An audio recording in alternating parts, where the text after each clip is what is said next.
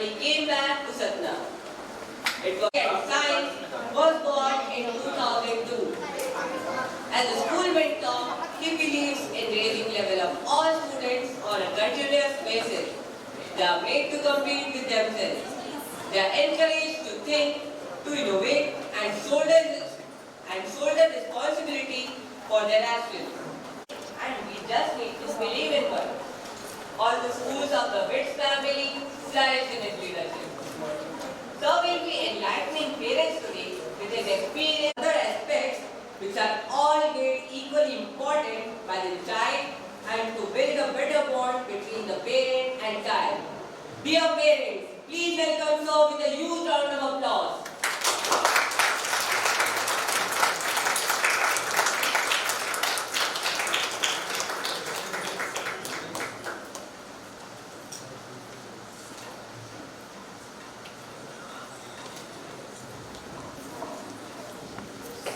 I would now request her to please accept the memento of love.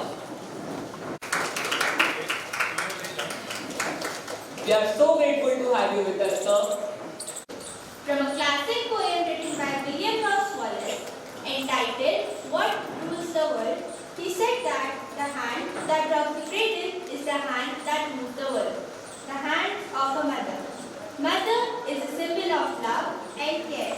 She is our first teacher, friend and inspiration. Today, I take immense pleasure in introducing you to the most beautiful, strong, loving, caring and wonderful mother, Mrs. Shruti Sinani. Although mothers are incomparable as they are specially nurtured so well that it is reflected in them today, the most important thing that she taught her daughters was to have confidence and belief in themselves. She knew from her experience how important for people to believe in themselves is to be a balanced being. The key point to note here is the simplicity that she instilled in her daughters.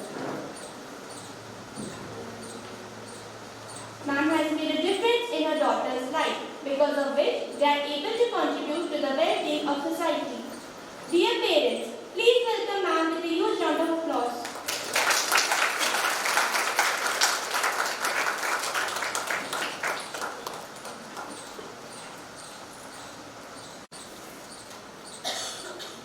I would now request ma'am to please accept the memento of love.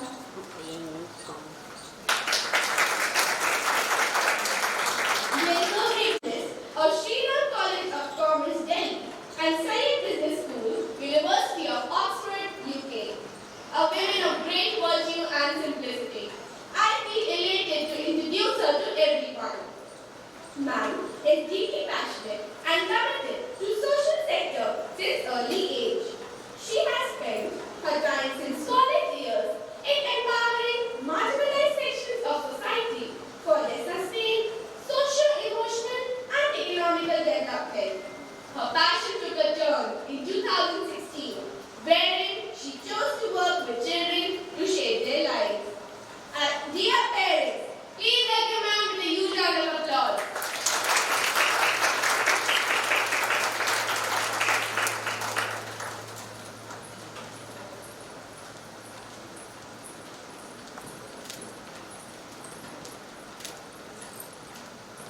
I will now request ma'am to please accept the memento of love.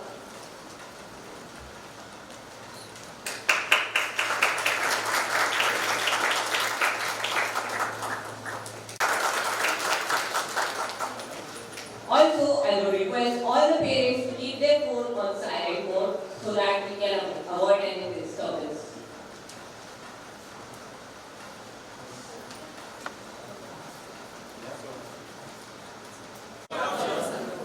Okay, no problem. Agna बोले जी मैं तो सुबह तो बोल रहा हूँ Good afternoon. हाँ, lead up the higher छोटे बच्चों की तरह. आप सब तो खुद ही बहुत यंग हैं. छोटे बच्चों में पापा है ना. क्योंकि आप तो बच्चे बहुत छोटे हैं. UKG, KG, first, second like that. हाँ, so you are very young. lot of energy. है ना? और बहुत बड़ी responsibility शॉर्ट रखी है भाई. माँ बाप बने हो. बड़ी energy दिखानी है भी आगे. कई साल. तो बहुत बहुत शुक्रिया. Thank you so much for coming on Sunday.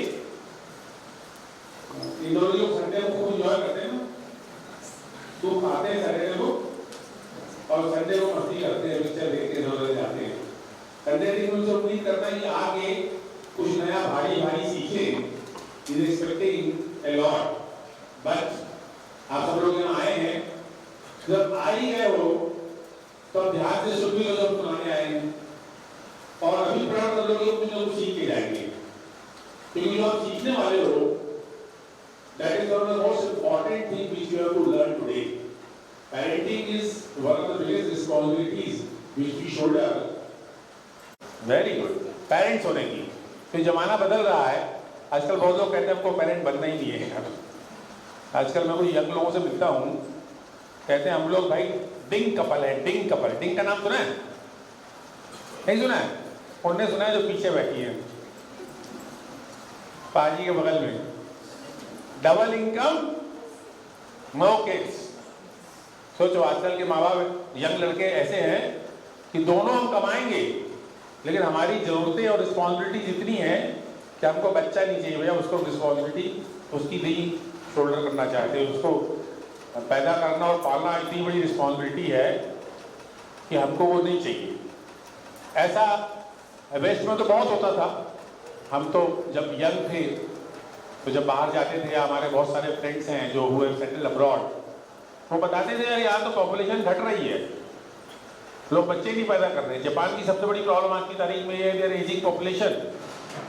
हम बुढ़े बढ़ते जा रहे हैं और नीचे से सप्लाई कम होती जा रही है। आप सब लोग उस कैटेगरी को नहीं बिलोंग करते, इसलिए बहुत बहुत बधाई। You all have chosen to be parents. और मुझे लगता है जो लोग ऐसा नहीं कर रहे हैं, ऐसा मेरा व्यू है, they are going to miss something which is so profound, so important, so fulfilling, so satisfying, so challenging कि वो नहीं कर रहे हैं तो it is their loss। दुनिया का सबसे खूबसूरत रिश्ता मुझे लगता है माँ बाप का अपने बच्चों से होता है, और वहाँ उनके सामने ये अपॉर्चुनिटी होती है कि सेल्फलेस होके, without expecting anything in return, वो बच्चे को प्यार देते हैं, मोहब्बत देते हैं, उसको बड़ा करते हैं। मियाँ बीवी भी इतना एक दूसरे को प्यार नहीं करते, भले क्लेम कितना भी करते हो बाहर कि मैं तो बहुत करती हूँ, जान से ज़्यादा साथ समंदर, लेकिन रोज बीच बीच में गिव एंड टेक भी करते हैं। Am I right? But with your kids, normally we don't enter that territory। खासकर जब बच्चे छोटे होते हैं तब अपन उनसे ये लेन देन व्यापार नहीं करते। कई बार बड़े होकर फ्रस्ट्रेशन में कहते हैं यार तुम्हारे लिए इतना किया, तुम हमारे लिए क्यों कुछ नहीं करते। बट छोटे में luckily we don't do that and we try to give them our unconditional support and love. But parenting में हमने एक चीज देखी है कि बच्चे की जो फिजिकल वेल बीइंग है उसकी तो बहुत जल्दी लोग सीख जाते हैं और करते भी हैं, या बिना सिखाए ही करते हैं। फिजिकल वेल बीइंग का मेरा मतलब है उसको बुखार होगा तो हर पेरेंट फटाक से उसको दवाई दे देगा, उसको भूख लगेगी तो उसको खाना दे देगा, लेकिन उसकी जो मेंटल ग्रोथ है, उसके दिमाग का विकास कैसे हो रहा है, वो सीख कैसे रहा है, पढ़ाई लिखाई के अलावा जीवन के बारे में कैसे सीख रहा है, उसकी भावनाएं क्या है, मोरालिटी कैसे सीखेगा, सही गलत का फैसला करना कैसे सीखेगा, या यूं कहे कि उसका ब्रेन कैसे डेवलप होता है, इस पर बहुत कम ध्यान देते हैं। और उसका कारण ये भी है कि हमको भी नहीं सिखाया गया, स्कूल में, कॉलेज में, घर में ऐसे बोल के नहीं सिखाया गया, ऐसे सिलेबस बना के नहीं सिखाया गया जैसे हम बाकी सब्जेक्ट सिखाते हैं। मेरा ऐसा व्यक्तिगत मानना है कि ये सिखाना is far more important than what we teach in the text books. This is what is more important, far more important for leading a good life. तो आज हम लोग जो पेरेंटिंग में बात करने वाले हैं, मेरी रिक्वेस्ट है बिल्कुल उसको ध्यान से आप लोग सुनिए, अपने दिमाग से बाकी चीजें निकाल दीजिए। आप पूरे इंदौर को अपने दिमाग से निकाल दो, अपने पूरे परिवार को, व्यापार को, भाइयों ने जिन्होंने परेशान कर रखा हो, जिनकी सासों ने परेशान कर रखा हो, जितनी भी परेशानियां जीवन की हैं एक किनारे करके अगले 1-1.5 घंटे आप सुनिए और उसको अपने अंदर समाहित करने का प्रयास करिए, उससे अपने को रिलेट करने का प्रयास करिए। अच्छी लर्निंग तब होती है जब हम खुले दिमाग से सुने और उसको एसिमुलेट करने का प्रयास करें और बाद में फिर उसको अपनाएं। तो पेरेंटिंग में एक बहस जो यार बहुत बचपन से मैं भी सुनता आ रहा हूँ, आप भी सुनते आ रहे होंगे कि जो बच्चा है या जो हम हैं, हम किस प्रकार के नागरिक बनेंगे, युवा बनेंगे, हमारा मुस्तकबिल क्या है, हमारी डेस्टिनी क्या है, उसके लिए लोग कहते हैं, कुछ लोग कहते हैं यार ये तो बिल्कुल हमारे ऊपर है, एनवायरनमेंट के ऊपर है, जिसको जैसा ढालोगे वैसा बन जाएगा। बच्चा पैदा हुआ है, वो क्लीन स्लेट है, उसके दिमाग में ना कोई भाषा है ना कोई लैंग्वेज है, वो गीली मिट्टी है, उसको जो शेप हम देना चाहे दे सकते हैं। तो ये इंटायरली पेरेंट्स और एनवायरनमेंट के ऊपर है कि वो बच्चे को जैसा चाहे वैसा बीज दे दे, एक आम का बीज दे दे, एक सीताफल का बीज दे दे, एक संतरे का बीज दे दे, और हम ऐसी नर्सरी करें कि सब में से सिर्फ आम ही आम पैदा हो। ऐसी कोई टेक्नोलॉजी है क्या? है क्या कोई टेक्नोलॉजी? नहीं। और उसकी सुरक्षा करो जिससे वो ग्रो होके घुस गई कि कोई यहां बैठा है जो सोचता है कि नहीं मैं भगवान हूं, मैं जैसा चाहूं वैसा बच्चे को बना सकता हूं। या कोई देवी देवता या खुदा बैठा है क्या? नहीं ना। तो सबसे पहले हम अपनी लिमिटेशन क्या समझे कि our job is to provide water, fertiliser, रोशनी, प्यार, मोहब्बत, सपोर्ट, अंडरस्टैंडिंग, और उसको वो बनने में मदद करे जो वो। अब इसमें एक समस्या बताए क्या है, आपको पता ही नहीं कौन सा बीज है वो, और हो सकता है उसको भी पता नहीं है कौन सा बीज है। थोड़ा सा ये फर्क है, मतलब ये सिलेबस थोड़ा कठिन हो गया कि पेड़ में तो पता है हमको आम का बीज है, तो आपको कोई बता देगा यार आम का है तो उसको ऐसे बड़ा करो। ह्यूमन बीइंग के साथ ऐसा नहीं है। हमारा बच्चा क्या करेगा, कब क्या उसकी जिंदगी में टर्न आएगा, क्या चीज उसको अपील करेगी, क्या चीज उसको मोटिवेट करेगी, क्या चीज उसको अट्रैक्ट करेगी। आज कुछ कह रहा है, 5 साल में 10 साल बाद कुछ और कहने लगे, 20 साल बाद कुछ और कहे, 25 साल बाद कुछ और कहे। वो जो उसकी प्रेरणा अंदर से आएगी उसको हम पहचानेंगे और उसमें उसको आगे बढ़ने में क्या करेंगे, मदद। राइट। हमारा रोल माली का है, हमारा रोल कैटलिस्ट का है। अगर कुछ लोगों ने केमिस्ट्री पढ़ी हो तो कैटलिस्ट होता है ना कि जो ओरिजिनल क्रिया हो रही है उसको तेज करता है, अनअफेक्टेड रहे। तो नेचर और नर्चर से आप ये समझ लीजिए कि your success in any aspect. Success in any aspect Related to the financial positions or related only with the any specific designation or something. But he should be a good person. he should be successful and a good human being. Okay, innocent है, good human being, innocent रहे वो, है ना। हम बड़े होकर चाहते हैं हम भी बच्चे बन जाए, innocent बन जाए। हाँ, what else? Happy nature. Medical ये तो आपने तय कर लिया है, उसका नेचर बिना पहचाने नहीं। आप तो कह रहे हो तुमको आम बनना है यार, बिना जाने की काहे का बीज है। सर जो होता है उसको पता है। क्या क्या कह रहा है, जो बीज होता है उसको पता रहता है। I'm sorry, it doesn't work that way. It doesn't work that way. मैं इसमें ये कह सकता हूं कि हम ये एक्सप्रेस कर सकते हैं कि मेरा व्यू, मेरी सलाह, आपका बंधन नहीं होना चाहिए। बट सर अगर स्टूडेंट ने पहले ही बच्चे ने अगर चाइल्ड ने सोच के रखा मुझे यही बनना है, हाँ, तो फिर उसको तो उसी लाइन पे आगे। देखो बच्चों का माइंड बदलता रहता है। ये जो इस तरीके से अपने सोचते हैं कि हमको यही करना है, ये करे। मैं आपको बता रहा हूँ एट द एज ऑफ 37 मैं बिट प्लानिंग से इंजीनियरिंग की, विप्रो मैंने काम किया। इसके बाद मेरे को चढ़ा ही नहीं, मुझे बिजनेस करना है, मुझे पैसा कमाना है। मैं कंसल्टेंसी में गया, मैंने कंप्यूटर का काम किया। करते करते करते 37 साल की उम्र में अचानक मैं किसी व्यक्ति से मिला जो एजुकेशन में था, जहाँ मेरी बच्चियाँ पढ़ती थी। उससे मिलके यार मेरे अंदर बड़ा जबरदस्त ये जज्बा आया कि कुछ एजुकेशन करना चाहिए। फिर मैंने सोचा चलो यार खुलवा देते, खुद चलाना यार। करते करते मेरे अंदर से रियलाइज ये बन गया, नहीं यार this is what I want, मुझे सबसे ज्यादा अच्छा इसमें लग रहा है। अब वो डेट और आज की date I am only enjoying being an educator. मेरे लिए नथिंग एल्स। अपने बच्चे को कभी कंपेयर नहीं करता किसी से, वंडरफुल, और कभी किसी को करने भी नहीं देता। बहुत अच्छी बात है। इन्होंने एक बात कही कि मैं अपने बच्चों को तो पहले पहली बार वो हमारे हाथ में आया और उसको कंपेयर करना चाहिए किसके जैसा दिखता है, तो मेरा सेंटेंस पहला वर्ड यही था उसके लिए कि ये अपने जैसा दिखता है, ये खुद के क्या जैसा। बात है, बहुत अच्छी बात है। उनके लिए तालियां हो जाएंगी, क्योंकि कितनी अच्छी बात कह रहे हैं कि तुम सिर्फ तुम्हारे जैसे हो, तुम्हारे जैसा इस दुनिया में कोई दूसरा नहीं है। How powerful and empowering thought.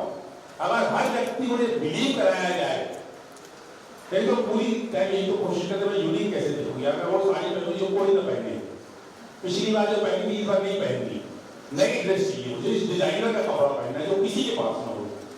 हम पूरी लाइफ ये कोशिश कर रहे हैं कि हम दूसरे से अलग कैसे दिखें। अरे तुम ऑलरेडी हो भाई, किसने टाइम टेबल बनाया है, सारी फैमिली के टारगेट डिसाइड किए हैं, उनका एक टाइम टेबल बनाया है कि वो टारगेट कैसे अचीव करते हैं और उनके सब प्रोग्राम्स बनाए हैं। आप क्या करते हैं? What do you do as a profession? I'm asking. What do you do? अच्छा टीचर है। हाँ टीचर और ये ऐसी बातें करते हैं। Time table just will come to that. Good, it is good. अब देखिए आगे चलिए, आगे नेक्स्ट स्लाइड प्लीज।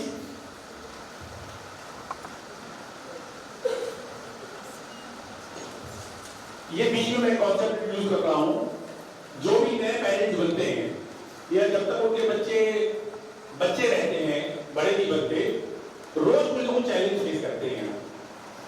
अभी हम सब बच्चे होते हैं एंड मुझे नहीं अच्छी लगती थी वो चीज़ कि मेरे बच्चे पे तो अटेंशन जा ही नहीं रहा है और इसका ओवरऑल डेवलपमेंट नहीं हो रहा, बस सिर्फ पढ़ाई, आप ABCD कितने किया, 100 तक आ रहा है नहीं आ रहा है, तो मुझे ये चीज़ नहीं अच्छी लगती थी। एंड वी वर लकी कि उस समय सतना में एक स्कूल आया जिनकी थिंकिंग वही वाली है जहाँ से सिद्धिया ने पढ़ाई की है कि हमको हर बच्चा यूनिक है और उसको कैसे डेवलप करना है और उसको ओवरऑल वो करना है, तो वहाँ पर हमने इसका एडमिशन करवाया और वहाँ मेरा ये इंटेंशन था कि सिद्धिया का ओवरऑल डेवलपमेंट हो, इसलिए मैंने इसको डाला। और मुझे छोटी वाली का ज़्यादा वो नहीं था, बट क्योंकि ये स्कूल से आती थी तो इसका ये रहता था कि मैं आके अपना सबसे पहले होमवर्क फिनिश करूँ, अपनी स्टडी टेबल पे जाके सीधे अपना जाती थी, होमवर्क किया, फिर इसको लगता था मैं पूरा दिन खेल सकती हूँ, कुछ भी कर सकती हूँ।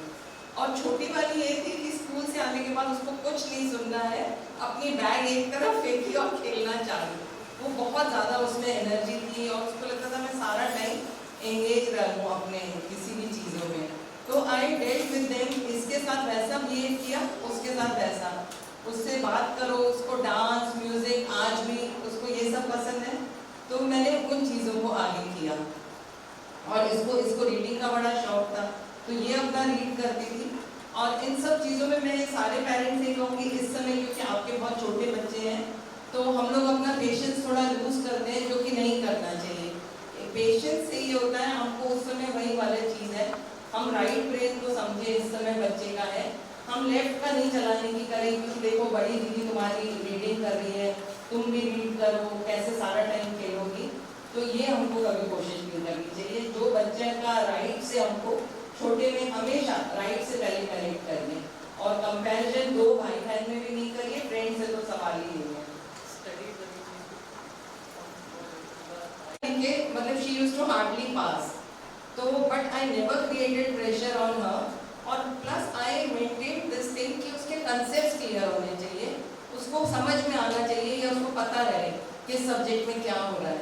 तो इनफैक्ट वो स्कूल जो मैं बता रही हूँ वो उस समय हमको मिला जो आज आप लोग को शायद स्कूल में मिल रहा है, कि उनकी टीचर्स इतने अच्छे थे। एक दिन मुझे कॉल आया कि टेस्ट के बाद या एग्ज़ाम के बाद, I think she was in 2nd standard, तो उसकी इंग्लिश की टीचर का कॉल आया कि मैम हमने इनको ऑपोजिट्स होते हैं ना सेकंड में बच्चों को, तो उसमें था एनिमी नहीं फ्रेंड था, फ्रेंड का ऑपोजिट लिखना था और भी एक दो होंगे, तो ये लिख के आई थी दुश्मन, CUSHMAN।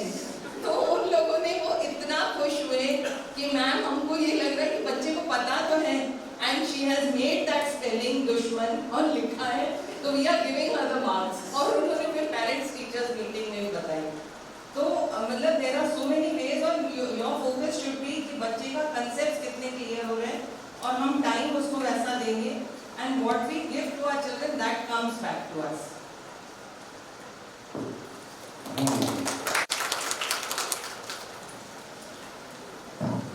अब देखिए, जो इन्हें कहा उसको अपन और गहराई से समझते। बच्चे को अगर हम समझ गया, अब आप उससे लेफ्ट ब्रेन की बात कर सकते हैं, उससे लॉजिक की बात कर सकते हैं, अप्रोप्रिएट इनअप्रोप्रिएट क्या होना चाहिए क्या नहीं बात कर सकते हैं, लेकिन पहले कनेक्शन बिठाना जरूरी है। कनेक्शन बिठाने के पहले ही अगर हमने लेफ्ट ब्रेन चालू कर दिया, कंपेयर करना, जज करना या अपनी बुद्धि लगाना, तो खेल बिगड़ जाता है। जैसे मैं आपको उदाहरण देता हूं,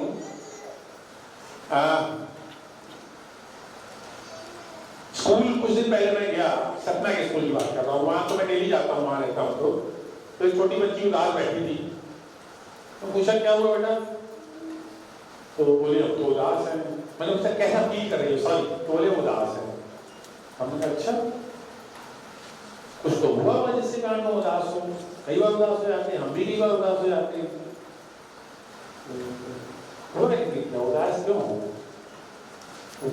ये अपने की कनेक्ट हो गया। क्या उसकी उदासी को न क्वेश्चन कर रहे हैं, न रिजेक्ट कर रहे हैं, न निगेट कर रहे हैं, अफर्म कर रहे हैं। यहाँ हो सकता है उदास होना इज नॉर्मल, हम भी कभी उदास होते हैं। सीधे होती है मैथ्स क्लास में लगा रहे हैं, उसके लिए की जरूरत है ना, उसको लगता है बच्चों के लिए खेलना चाहिए जरूर। और आज के युग में तो बड़ा गड़बड़ हो गया है। मैंने पहले वो गोवा शिफ्ट हुए हैं, गोवा में कुछ काम कर रहा है, तो एक महीने बाद वो जब सतना आए थे दिवाली पे, तो मैं सुबह सुबह मिलने चला गया, मुझे ऑफिस जाना था, स्कूल जाना था, कॉलेज। तो सीढ़ी से उतर रहा, तो ग्रीट किया मुझे दादू वादू बोल के। तो करते साथ मैंने देखा ऑटोमेटिकली उसके पैर जो है ना उस रूम में चले गए, उसका एक्टिविटी रूम। वहाँ जाके he started feeling everything which was lying in that room. उसकी स्टेयरकेस थी, उसके कुछ सीखने वाले खिलौने थे, उसकी वो मैट थी जिसमें वो करता था, उसकी एक छोटी सी स्लाइड थी।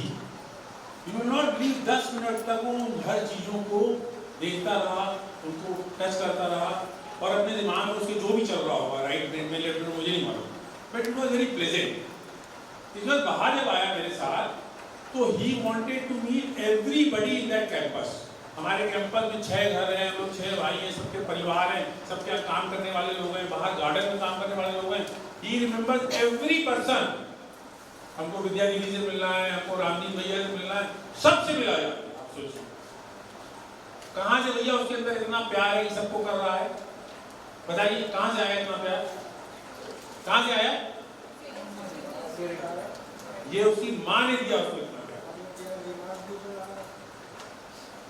उसकी माँ ने उसको निगेट किया ही नहीं यार किसी चीज के लिए, कहीं उसको ये फील नहीं कराया कि there is something wrong with you. हमेशा उसको ये फील कराया कि you are perfect. So this is what he is returning to the world. हर एक छोटे छोटे व्यक्ति का उसको ख्याल है, और उसका लेफ्ट ब्रेन उसको एंगेज करो, बहुत बढ़िया डेवलप होता है। हमारे डॉग को शाम को ये रोटी खिलाते हैं, सुबह मंडा खिलाते हो, तो पूछता है सब्जी क्यों नहीं दे रहे हो यार? तो you are creating an environment where child flourishes. जो आपके स्कूल का मिशन भी जो सिद्धिया ने बनाया है, देखिए पहला सेंटेंस है every child is born with no limit. हम रिस्पेक्ट करते हैं उसके नेचर, और हम कोई लिमिट नहीं लगाना चाहते, हम कुछ नहीं जज करना चाहते, कुछ नहीं कहना चाहते कि बच्चा ये कर सकता है ये नहीं कर सकता। हम ये मान के चल रहे हैं कि वो जो चाहे कर सकता है, जो उसके अंदर बीज है उसका वो सबसे सुंदर वृक्ष बनेगा। फिर आगे हम क्या कहते हैं? Wits is a place where he discovers his voice, his drivers, अपनी चॉइस। फिर क्या कह रहे हैं? उसका नेचर क्या है, उसको क्या पसंद है।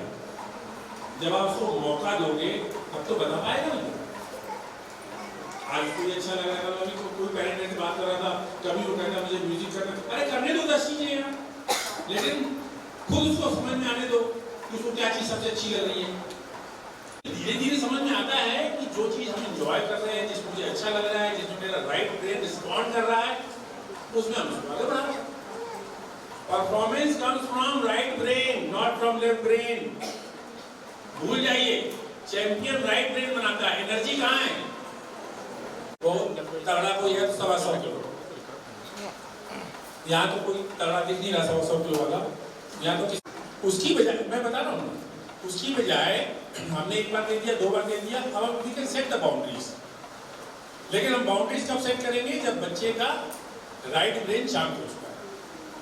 देखो जब वो जिद कर रहा है तो उसके 2 ब्रेन हो सकते हैं, 3 ब्रेन हो सकते हैं। तो अगर ये चीज ध्यान से सुनो सब लोग, जब कोई बच्चा जिद कर रहा है, अनरीजनेबल बिहेवियर कर रहा है, तो उसके 3 ब्रेन एक्टिवेट हो सकते हैं। एक हो सकता है लोअर मतलब एकदम मचल रहा है, फिजिकल मूवमेंट कराओ, उसको कोई म्यूजिक सुना दो, कुछ भी ऐसी कोशिश करो कि जिससे वो थोड़ा शांत हो जाए। अगर वो इतना ज्यादा भड़का हुआ है कि उसके बाद भी शांत नहीं हो रहा, तो थोड़ी देर उसको छोड़ दो, लेकिन फिर कोशिश करो कि पहले शांत हो। फिर उससे हम लेफ्ट ब्रेन या अपर ब्रेन की बात करेंगे। अगर वो अपर ब्रेन से जिद कर रहा है, अपर ब्रेन से जिद करने का मतलब पता है क्या? प्लानिंग के साथ।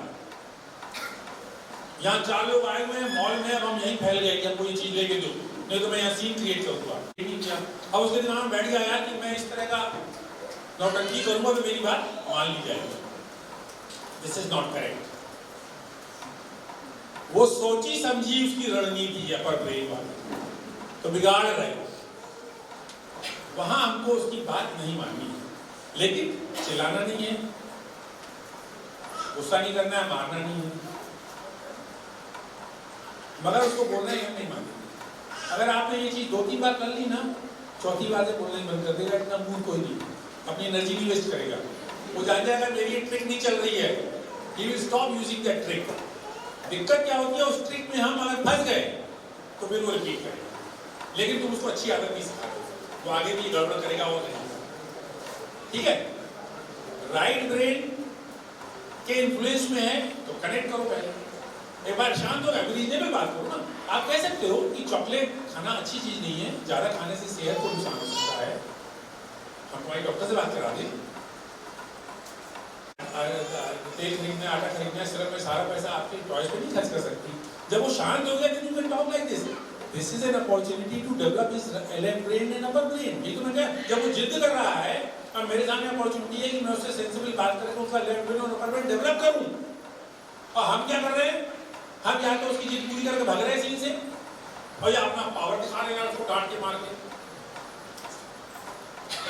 उसको मैं कहता हूँ सेटमैक, SATMA/।